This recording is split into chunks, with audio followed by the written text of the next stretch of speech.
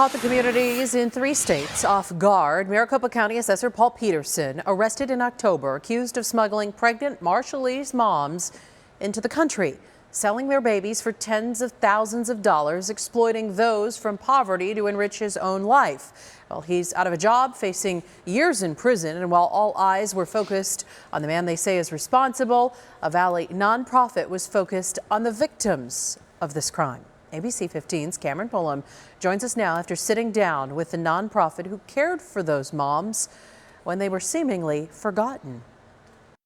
The chaotic arrest of Paul Petersen sadly left 7 Marshallese mothers in the rear view, 6 still pregnant, their resources dwindling as they were thousands of miles away from their homes. But a nonprofit called Island Liaison stepped up at a time they needed them most. They treat Petersen nicer than they treated these women. Claudia Kircher with nonprofit Island Liaison spent the last 3 months caring for the forgotten victims of Paul Petersen's nationwide adoption scheme. We set a goal to assess, number 1, their well-being.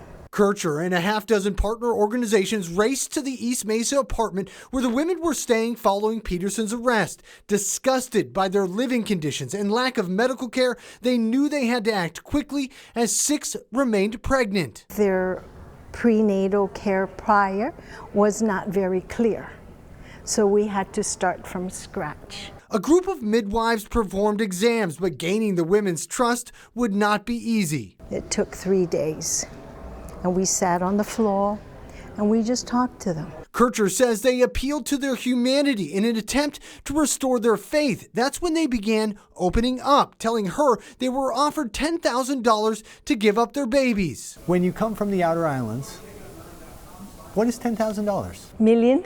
Life-changing. Oh, very much so. She says all of them hope to provide for their families back home. One of the women gave birth in September and met Petersen for the first time when he presented her with an adoption contract. Went to his home, sat there with a piece of paper, $10,000 on the top, minus rent, how many months you were here, minus a doctor check, minus food, minus rent, minus birthing, minus plane ticket. What's left was $3,000. The woman says Petersen had a take it or leave it attitude. She took it and immediately Western Union the money back home. We were appalled.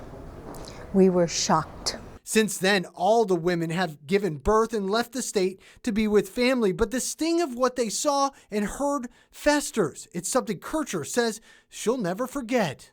Kircher says they're proud of the work they did, but much more is needed to prevent this type of baby selling scheme from ever happening again. I'm Cameron Pullum, ABC 15 Arizona.